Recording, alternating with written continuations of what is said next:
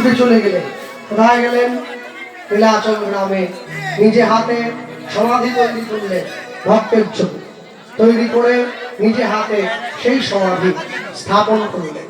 আজও পর্যন্ত যদি আপনারা নীলাচল গ্রামে যান, গেলে দেখবেন মাধব দাস গোস্বামীর সেই সমাধি আছে।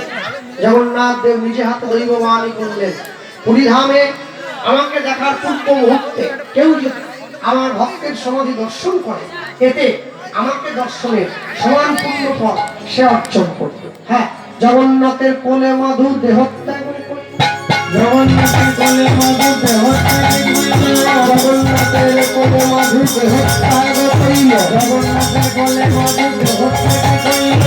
ভক্তের ইচ্ছা ভগবান পূরণ করলেন, ধরণীর তাই ভক্তের ইচ্ছা ভগবান পূরণ করিল, ভক্তের ইচ্ছা ভগবান পূরণ করিল।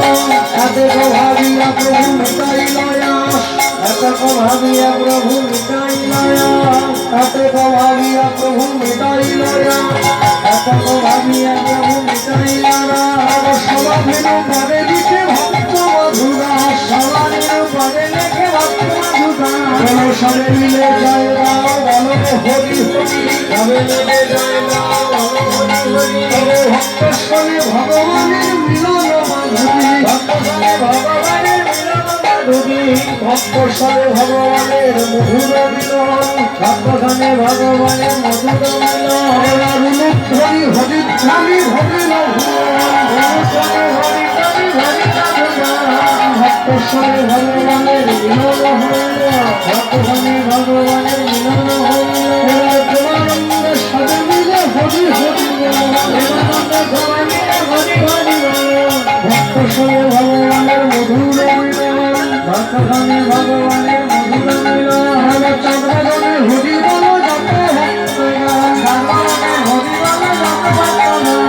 ভজনে শ্রেষ্ঠ হয় নবদিতা ভক্তি, ভজনে শ্রেষ্ঠ হয় নবদিতা ভক্তি। কৃষ্ণ নাম দিতে কৃষ্ণ ভজে মহাশক্তি, নাম দিতে কৃষ্ণ মহাশক্তি।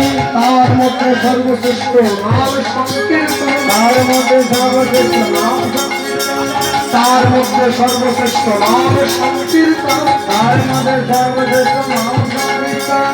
নিরপরাধে লইলে নামে পাবে প্রবোধন। হরে কৃষ্ণ হরে কৃষ্ণ